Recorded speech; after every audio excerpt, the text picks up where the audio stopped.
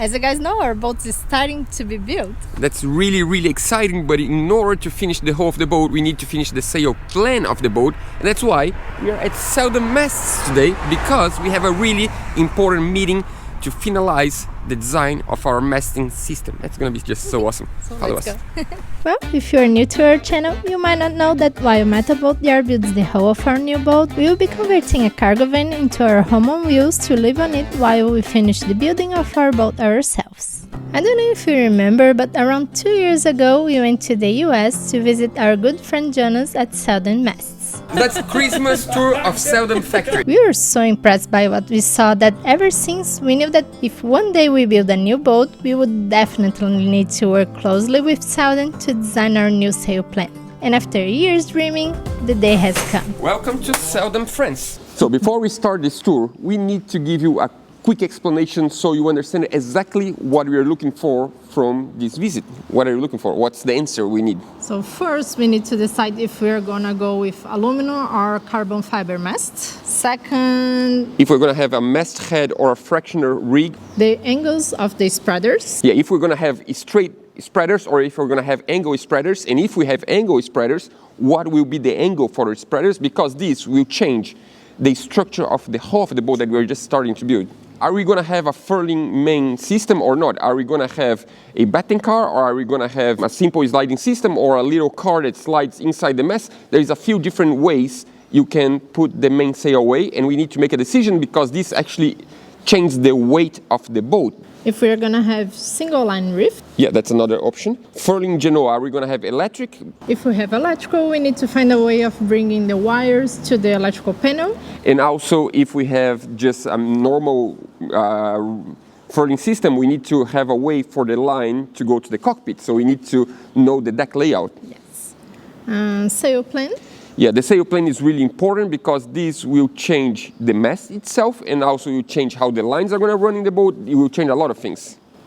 Deck hardware, the amount of lines on the cockpit, where to put the winches and how many winches we need. So now that you know the rules of the game, you can watch this video that's going to be the tour of the Selden factory and try to find hints of what decisions we made. And if you want, you can even comment below before the end of the video, because in the end of the video, we're going to tell you exactly what we decide on and why, and all the explanations behind our decision. But now, let's go to the episode. We're finally at Selden France. We've been talking to Greg for a while, and we say, Greg, we're going to visit you at some point, and the day has come. Great. Thanks for letting us come. Thank you. This is Greg. He's going to take us around Selden France to show us the production of our filter mast. Exactly. Yeah, because if we're going to build a boat, we're going to have a Selden mast. Yeah. A few months ago, I saw a post on Selden's Facebook page that got me really curious. They just bought a huge autoclave, and that means really soon Selden France will start producing their own carbon mast profiles, and that's so cool. So this part has been built 2 years ago. Okay. And this is clearly made for carbon mass production. Originally, the UK Selden factory was the only one with the necessary equipment to produce a carbon profile. But according to Greg, due to the increase in the demand, the Selden Group decided to expand their carbon production and invest in a new autoclave. That means that soon Selden France will also start producing their own carbon fiber spars. So Greg was really proud to show us their new carbon fiber workshop. In the last 10 years, let's say, is the amount of carbon growing, Yes. replacing aluminum or not really? Yes, it is. More for racing probably. Not only, also for cruising, because Okay. you've got a lot of advantage by saving the weight on your boat. You can keep weight on the keel, for instance, so get a lighter boat. Yep. You get the boat more comfortable, lots of advantage. And more blue offshore cruising boats are now fitted with carbon mass sections. The market is clearly growing. Lighter and stiffer. Yeah, that's... Oh, I can tell. Yeah, he just come carrying one.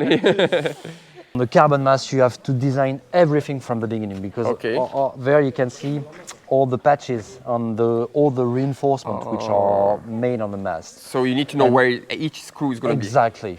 You have to think about a cutter stay fitting. You have to think about spiral yard exit. Everything from the So that beginning. means it's harder to do modifications in the future. In 30 years, if you want to modify, you need to be careful with If you want to add a clutch on an aluminum mast, it's not a problem. You fit it, you Yep. screw it on the mast directly. You can't do that on a carbon mast because you have always to put a patch. I just found an excuse. You're going to have an aluminum. It's not because it's too expensive. It's just because I cannot modify in the future. More flexibility. Yeah, it's more flexible here. Here we have mast section for J boat, Okay. J70, so which are on preparation there. So they are going to glue the track on it. So the track is just glue. It's not screw. No, it's only glue. That's interesting. And then it's going to be varnished into the cabin, Okay. painting cabin, which is there. So that whole thing is the painting cabin. It is. It'd be nice to bring all our furniture here to varnish all the I think we're going to ask them to come paint things here. Oh, now it's even better. And the fact is that there we are able to paint or to varnish the carbon mast, but also aluminum section. We are able to paint on anodized mast. Okay, so double that protection. Yes, this is a double protection. If you have anything, if you have a wrap on the painting, that gives a protection against corrosion. Yep. The original part, I would say, made for aluminum production. And the main thing is that there you have a CNC machine, which is a huge improvement for us because we've bought that 5 years ago. Helps to Speed it up, probably. Yeah. For a mast for like the one of your boat, it's made in an hour and a half. What? We can leave today with a mast? Yeah. we put on the van. We just take home the mast. Just only the cutout. But Yeah. And how many people work here? We are 35. If you don't know yet, Selden is a lot more than just a mast manufacturer. Selden is what they call one-stop shop for everything you need for a sailboat from the deck up. Anything from a mast, boom, poles, standing rig, running rig, furling systems, tracks, blocks, winches, and so on. How many reefs can you have in a single line boom? You can have 2 single line reef, and the third reef is in that case with a standard reef. Yeah, but it's possible to have the third reef. Yes, of course. Okay, because our old boat we had single line reef, not a Selden one. And now It's this not week, the same system. I know. I didn't know. This week I started studying like every little detail, and I got the drawings, and I'm like, now I finally understand. I'm really curious to try that now, actually. So there is a tight line coming back to the cockpit. This line comes there, goes into the sheath at the back of the old board end, come back to the slider, and then to the outside of the mast. And then when you take it, pull down the outside of the mat, and at the same time, the tack line is coming there. Yeah, the difference in between this system and our system is that this line is independent from this line, and that means it always comes together. Our line was start here, up, down, here, up, down into the cockpit. When you have a lot of wind and you lose the halyard too much and you tie this, it ties here and doesn't tie here. And there is no way this can happen here because this line is always the same length. You can take a reef within 1 minute. It works really well. This is the part where spreaders are made. Extrusion can be longer like this one. We cut it depending on the length that we need. You know, we drill the hold, we drill the place where we can fit 2PI for flag lines or lace jacks, things like this. And flags. Yeah. All our spreaders are tapered to save weight. Yep. And for the aesthetic also. And another thing that I love about your mess is how you have the finishing that's round. Yeah. Our old spreader was like sharp. It felt like they made that to cut the sail. Literally, it feels like they made that to cut the. It was like sharp. We've got several lengths for each size of spreader. So this one is, for instance, 300 millimeters spreader, and this one 7 millimeters. And what is a big angle? What's a small angle? What do you consider a really angled spreader? I would say that from 20 degrees, it's a correct angle. Yeah, and what would be the highest angle you do? Like, we can go up to 30. 30. That's really good. It's a big one, yeah. That's for racing, probably. Like, but and sometimes more now for for new boats with no backstay. Yeah. They put more angle. Yes. They are going up to 35. Oh, 35? Yeah. That's crazy. Yes, it's important. But for like a monohull? For a monohull. Okay. Yeah. To maintain the mast and to avoid movements. And no backstay then? And no backstay. That's probably a racing boat. Cruising boat. Cruising boat? Yes. Like which boat? The latest Oceanis 34. Okay. We have. The latest Oceanis has no backstay. No. Oh, that's great. I've never seen. Yeah. We've made a lot. Saint Odyssey 349 as well. The world's changing, and I didn't know. Yeah. That's crazy. So this is why you need, in that case, a lot of spreader hangout Yes. to. I would imagine. To keep the mast on position and to keep good forestay tension. I'm also curious to see sample of the section of the mast you suggest for our boat. So this is the mast section that we did propose to you. So that's the 261. Yes. We are also able to design, a mast in two parts with a join like this. Yep. The assembly is made after that when they do receive the mast we in had place. the same. Yeah, our mast was divided the Okay. same way. If you ship clothes in Europe, you can do long mast. Yes, we do. We can go up to 20 meters with this Yep. kind of section in a long, in a single Yep. extrusion. All the mast extrusions are designed to receive this type of sliders. The main advantage of this is to reduce this friction Yep. and to use your mainsail, your full batten mainsail like batten cars. So it's a different kind of batten car. Exactly. Advantage of this compared to to ball bearing batten car. Yeah. batten cars, so it's far easier in terms of maintenance. If you have anything on the mainsail, you don't have to remove the cars, Yep. unscrew everything. It's very easy to replace, of course, but also to remove the mainsail for just a short time if needed, if you leave the boat. Also, it's cheaper if you fit that on the mast like this. Compression or traction is working anyways. You save weight on the mast, you save time. You can regulate the tension of the batten on the car. We are able to tension the batten from the front side of the mast or even to the off side of the batten receptacle as well. So that means you can control the tension on the batten on the little plastic part. With the screw, yeah. Because ours was just like line, you just need to go to sail and tie more the line. So you can be much more precise with that then. If you have a screw that you can control the tension. You can put more tension on it. Here is a mast coming from the CNC machine, arriving there to be assembled. I'm going to show you on the mast there. We only use cupronickel monel rivets like this, so that avoids any corrosion in the future. We've got also some details there with the masthead box. The masthead box is in aluminum, so it's lighter. This is an example of the spreader bracket fitting on this. You've got some screw linking together to maintain the bracket. It's connected, it's one piece. Exactly, it is connected together. What we call a dead end bracket allows to fit, 2.1. Two by one. Yeah. 2x1 spinnaker all yards especially for a Code Zero system. When you get some more tension. What's the difference if I have two backstays or one backstay? In that case, the toggle is different. Oh, the toggle is different. Okay. Yes, I will mainly recommend to get one backstay and then a block and divide it into. What's the reason for that? To be able to adjust the tension and to save weight also. Yeah. Because instead of having the weight of 2 wires, you only get the weight of only 1 wire from the top. Okay. And then you can divide it in two to fit a tackle or a system to adjust the tension. Because if you have a fractional mast, this is also one of the advantages, is that you will be more able to adjust the tension and to work on the bend of the mast. Okay.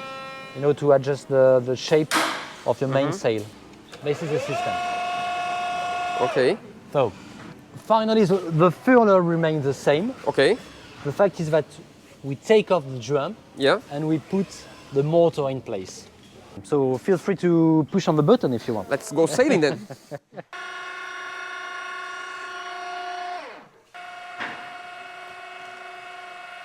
Life's much easier. This is a 2-speed system.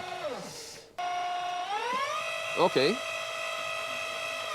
And if there is too much force, we will stop, right? It won't break, it's not like something that you cannot control the strength. It's going to stop before breaking something. And this one is the furling main, but this is the mechanical one, right? Not no, you've got the electric motor. Oh, it's with? Yes. Oh, that's just the bypass if you need to. Exactly. The main advantage of the motor that we propose is that we can fit that on a current system. And all the system is working with motors in 42 volts. Okay. So we've supplied with that a power supply unit like this one to transform the current from 12 to 42 volts, and then you can fit all the equipment. It could be 24 also, or just 12? Could be 24. Oh yes, of course, 24 as well. Okay. Yes. Are you planning to put 24 volts on the boat? Or? It's more complicated. The battery bank itself is going to be 48 probably, because of the hybrid propulsion. Okay. So the idea is to have hybrid diesel electric. Okay. And then the battery bank is 48, but then we need to lower down for some things like lights and instruments. So we're probably going to go down to 24. We didn't film 100% the second part of the day, but it's a really important day. A sailboat needs to rely on a good masting system and a good sail plan, everything together.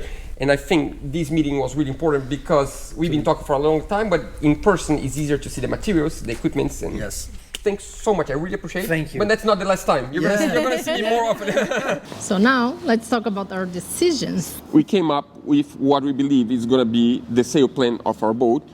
Before I start, just to make sure you understand, we didn't yet buy the rigging system. We still have time to change things, but that's what we have for now. And we still have like 1 or 2 weeks to decide before we actually cannot change anymore the whole of the boat. So we still have time, but we are running out of time. Yeah. So what our decisions are? It's going to be aluminum or carbon fiber mast. As you could see on the video already, we cannot afford to have a carbon fiber. And not just that, for the program you always need to remember that there is no such thing as the right exactly plan and the wrong plan, or the right boat or the wrong boat. There is the right boat for the right situation. So the program of the boat is really important. What do you want to do with the boat? We want to build a boat that is a go anywhere boat. We, of course, want to go to the Pacific, you know that, but we also want to go to the north or to the south at some point. And that means we want a boat that can take us anywhere, because we can change our minds, and instead of going to the Pacific, we can go to Antarctica. I don't know. You never know. So we want to build a boat that even if one day we sell the boat, the new owner can go anywhere. And also, as you can see by the video, the carbon mast fiber, you need to do the reinforcements before everything. So as we are going to live on the boat, I'm pretty sure there's always modifications. There's always modifications. I think it's going to be a simpler solution to have aluminum. What else? Are we going to have furling system inside the masts? To be honest, if you asked me 2 years ago, do you want a furling main? I would say no way I would have a furling main. 2 years ago. If you asked me a year ago, I would say 100% furling main. And the reason for that is because we leave it for 2 years on the boat. And many, many times we would sail for like 3 hours from one island to another, and we're just like lazy to, open the lazy bag. And the lazy jacks is just annoying. And like all this hassle around the main. And it would be much easier and quicker to sail with the furling main, much quicker to reef. A lot of things would be easier on the daily life. And for the last year, we were like decided, that's it. We want to have a furling main. We have some friends that are 100% against. You might be watching, you know who you are. And we said no, but we were like, no, it's fine. And to be honest, we trust the Selden system, the latest furling main system. A lot of good boats use, like Haber-Hasse use, and it's a really good system. But again, if we want to have a boat to go anywhere, anything, no matter how good it is, on a boat eventually breaks. And if one day, I'm not saying it's going to break, but if one day it breaks, that means you need to fix something inside the mast. And if you're offshore, fixing something inside the mast, it's a lot more complicated than fixing something outside the mast. That's my theory. And also, we might be in an island somewhere, and we need materials, and we can't find it. I don't know. Yeah. So if we don't have the furling main, we have 3 options. We can have sliders, just like old school. We can have a betting car. That's a tracked system with little cars, like we had on Odd. Or we could have the mixture between both that Selden makes, that is a slider with a car. I think that's the solution for us because, first of all, it's a lot cheaper. Second of all, because it's really easy to replace, so you can have a few spares on the boat. If you break a car on an ocean crossing, it's really easy to take the main down and put it back in place. So I think for us it makes sense. Another advantage of not having the furling system inside the mast is that the weight's lighter because we are not having anything inside the mast. Yep. the mast is going to be lighter. Because if you furl the main inside the mast and you're not using the main, that means all the weight of the mainsail is on the entire mast. So that means the mast weighs a lot more, and that makes a boat less stable because you have weight on the top and rocks more. So I think for us, for what we want from the boat, it's going to make more sense at this point. So the next important question is, are we going to have a masthead mast or a fractional rigging? What is this? Yeah, so masthead is when the forward stay go all the way to the top of the mast, and a fractional is when the stay is a little bit below the top of the mast, and that means that the mainsail goes higher than the genoa, the forward sail. Until 2 weeks ago, for me, it was a no-brainer. Our old boat was a masthead. That means the stay goes all the way to the top, and that means you have a bigger genoa. And I always said if we have a new boat, we're going to have another masthead mast. And the truth is, after a few emails with Selden, I kind of changed my mind. Mm-hmm. So let's try to explain the motivations now and what happens, what's the difference between both systems. If you have a masthead, so you have two forces taking the mast down on the exactly same position, and that means the bend of the mast is going to be a lot more forward. Instead of putting the mast in the right position, that is with a little bit of a hake, that it means a little bit falling back. With the forward stay a little bit lower, you have the force like this, one higher than the other, and then you can pull the top of the mast a little bit back, and you have a much better position of the mast. You can control the shape of the mast much better. And also, a masthead mast has a lot more compression force on the mast, and that means you need a bigger section of mast, that means a bigger dimension of mast, and also you need bigger forward stays. In this case, for example, you would go from 10 millimeter stays to 12 millimeter stays, and that also means that you need a bigger genoa furling system, and everything starts to get bigger to have the same safety. I'm going to go for the cheaper, lighter, and the same safety, and also that I can control better. In this way, I can literally control the shape of the mast much better, and I think that means you can go upwind better, and it's better sailing-wise. And the next question is, so how much fractional do you want? Do you want 2 meters higher than the forward stay? You want 1.5 meters, 1.3 meters? That's a big decision that we don't know yet. Selden right now is trying to decide, talking to more engineers inside the company and with our designer, and trying to come up with the ideal height of the forward stay. And we're going to know about that soon. What's the next question? The angle of the spreaders. Also, that's a big discussion. We have a friend that's probably watching that said you definitely need straight spreaders because it's much more simple, it's easier to tune, and if you break, everything is simple. And I do agree, a simple mast is better than a complicated mast. And I have other friends that also say, no, you need to have an angle spreader because an angle spreader gives a lot more tension on the forward stay, and it's much better for the rigging. You can go upwind much better. If we have straight spreaders, we have a lot more longitudinal movement on the mast. If we have an angle spreader, we have a more stable mast. If we have straight spreaders, we might need a babe stay. If we have angle spreaders, we don't need a babe stay.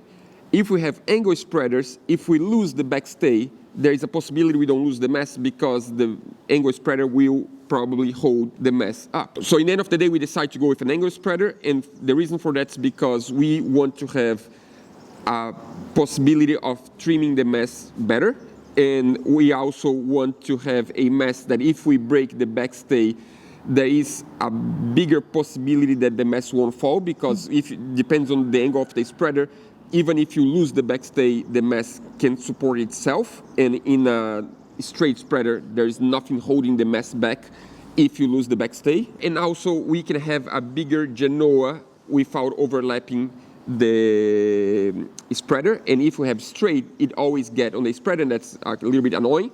And now we're going to say, yes, but downwind sailing, the main sail is going to get to the spreader. Yes, but we're going to have two head sails so we can go downwind, wing on wing. That, for me, is better and more fun than having the boom and the risk of jibing. So I think it's a trade-off. And now the angle of the spreader, that's a good question. We don't know exactly yet because the designer of the boat needs to talk with Selden to get to an agreement on where we can support the stay on the hull, because the design of all the structure of the hull is ready, even though we can decide, we can change. It's a metal boat. there is like its limits, and also we need to have enough space to walk to the bow. So now it's a matter of trying to combine the good angle with the good situation on the deck. What's the next question? Are we gonna have single line reef? So if we don't have furling main, that means we need to have some kind of reefing system for the main. At first, I didn't want to have a single line reef because we had on our old boat, and to be honest, the first reef was good, the second reef not so good. We always needed two people to reef the sails. Yeah, it was a little bit complicated, and I thought Selden system would be the same until I actually started studying all the manuals. That's the good thing about Selden. You can find so much information online. They have all the manuals, and like even like if you don't have a Selden Mast, you want to learn how to trim your mast, you can go to Selden Mast website and you have all the information necessary for that. Yes, we did on We did that on order actually. So after studying, and now after being on the factory and seeing by myself, I think their system is so much better than the old one we had.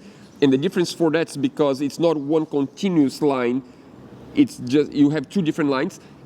I don't know if you understood by the video, but it will make sense in the future, and we really, really like the way it works, and I believe that's gonna be a really good solution because we can reef by ourselves, like me or Roberta can reef alone, and I think it's gonna be a lot less complicated because we can do from the cockpit, and I think it makes sense. So at this point, we decided we're gonna go with 2 one-line reefs, and the third reef is a normal reef, but we can bring to the cockpit because you can have 2 on the boom, but we want 3 reefs. So now I think it's time to talk about the sail plan. That's a complicated one. Since we splash odd, of course, we keep looking at the boat and sailing and trying to understand what could we do different. Yeah.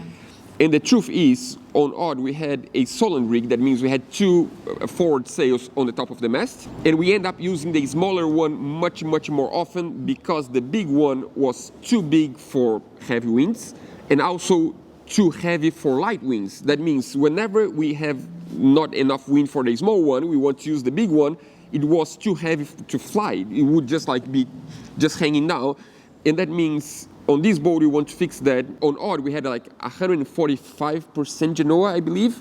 On this one, we are thinking on 110, that we can be the main, like the sail that we use all the time. And then we have a smaller cutter rig instead of the 100% Genoa that we had on odd. And the reason for that is because we use most of the time on odd the 100%, but when the wind was too strong... We used to reef a little bit the Genoa on the furling system. Yes. So on this boat, I want to have an option of a smaller sail. That means a sail that goes to the second spreader instead of the top of the mast. And then I want to have a smaller Genoa. That means 110% Genoa that we can use all the time. And then you ask, but 110, that's not enough when you have light winds. That's another good point on having fractional masts. That means I have space to have a third furling system for a light wind sail. So we are going to have a bowsprit. On the tip of the bowsprit to the top of the mast, we are going to have probably 2 options of light wind sails. That means a code 0 to go more upwind, and then something else like a spinnaker or a gennaker or whatever. I don't know exactly which one yet, but something that is more meant to go downwind. So that means you have 2 options, downwind and upwind, and you have the space to have a furling system for that. That means if we have a whole week that we know the winds are going to be light, we can just leave the sail up, and then we have 3 sails on furling systems. And I think that's pretty good. Talk about furling systems. Are we planning on having manual or electrical one for the Genoa? I think we're going to have electrical. And now we're going to say, you want to build a simple boat and then you're going to go electrical for the furling Genoa? Yes. In my opinion, it makes more sense to have electrical because when you have the electrical furling system for the Genoa, the force that the motor does goes straight to the foil. There is no, it's on the right direction. When you have a normal furling system with a line, when you pull the line, you basically are pulling 90 degrees to the stay. Not exactly 90, but something similar to that. You're creating a force against the stay, trying to, you're not going to cut a stay, of course, but it's just the wrong position to apply a force on a stay, in my opinion. And also because if you have ever had a sailboat before, you know that a furling system works perfectly when the line is new. But with time, the line starts getting stiff and the line is not 100% new. And then every time you row and unroll the genoa, the line gets in and out in a different way, and many, many times it gets stuck and something happens, and you cannot throw the sail until you fix that. And that's really, really annoying, to be honest. And dangerous. And dangerous, because if you're in a bad situation and suddenly you cannot throw the genoa, it's a problem. So when you have the electrical one, you have gears inside, and that means if you have gears, it always rolls and unrolls on exactly the same way. And for me, that's safety. And then you ask if something happened. To the electricity. To the electricity. They have an option of putting something manual, so it's an endless line, so you can throw manually. Yeah, so it's a simple, you just get like a little winch, you just connect, and it's manual, 100% manual. So I think for safety reasons, I think it makes sense, even though a lot of people might be like, no, electrical never makes sense. Sorry, it's just my opinion. I might be wrong, but we're gonna try. That's the decision. We're gonna try, and if we decide that no, this doesn't work, we can always replace, because the system from Selden, you can literally just change the drum, and the furling system is exactly the same thing. So you can change in the future if you need. I don't think we will need, but that's the decision. What else? Another thing that's cool is now they have new electrical winches. Yeah. That we are planning on having at least one. Yeah. And the amount of energy that consumes to use the winch is really low. Yeah, it all runs on 42 volts, if I'm not wrong, and then they have like a conversion to 12 or 24, and it's really low consumption, so I think it's going to be enough, and we have a huge roof to have a lot of solar, so it's going to be fine. Anything else? With all this configuration we are planning, we would need to have like 7 lines each side of the cockpit, right? That's another big decision we need to make. You must be wondering, why do you need to make all these decisions if it's just the mast? It's just like on the top of the boat. It's not part of the hull of the boat. And it's not, because if you have furling main or if you have a reefing system, it changes the amount of lines that you bring to the cockpit. Yeah. And on our boat, the way the lines come to the cockpit is through a pipe that goes on the side of the deck, inside of the pilot house. And that means we need to make a decision on how big this pipe is. Of course, you could say you just put the biggest one you have, and that's fine.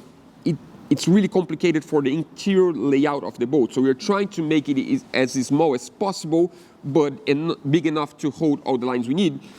According to our math on this trip to Selden, we need 7 on each side. That means 8, because it needs to be even. So it's like 2 layers of 4, 4, 4, 4, 4, and that would be fine. And for now, I think that's all the decisions. The amount of winches we need for the cockpit? Yeah, we are going to use probably 4 winches, 2 on each side. But also Greg, that you just met, Greg is going to visit us on the boat yard when we get to the deck. When we build the hull and we are building the deck, Greg is going to visit us on the boat yard and help us to see in person all the details. And make the decisions about the deck layout. And that's the good thing about a aluminum boat, is that we can modify things on the boat yard. There's no foam work, and there is no. It's fine to change. And this is the first boat, so that's the prototype. That means we will need to change things, and I think it's going to be better to make the final decision on the deck layout when we are on the deck. Are we painting the aluminum mast? That's a big question. I have no idea. I don't think so. Maybe. If I say no and then we paint, don't. Maybe we can paint just the spinnaker pole. We'll see. I'm not sure. We will see. For now, I don't think so. I think it makes more sense to be aluminum. It's one less thing to worry about, to scratch the paint or whatever. It's just anodized aluminum. But maybe, I don't know, you never know if it's double protection if we paint. It would look cool. Could be orange. No. I like maybe the tip of the mast orange. Oh, that would be nice. I think we got to the end. Yeah. We made it. Sorry for this complicated explanation. You were literally live with us. This is like not far from when we record, and that's literally us rambling about our decisions and trying to make a decision about the boat. And the reason for that is because we want to build a great boat, and we just want to share with you the process and what is behind the scenes of building and designing a boat. I think that's it. We see you guys next week. Week. Yes, see you guys next week. See you next week.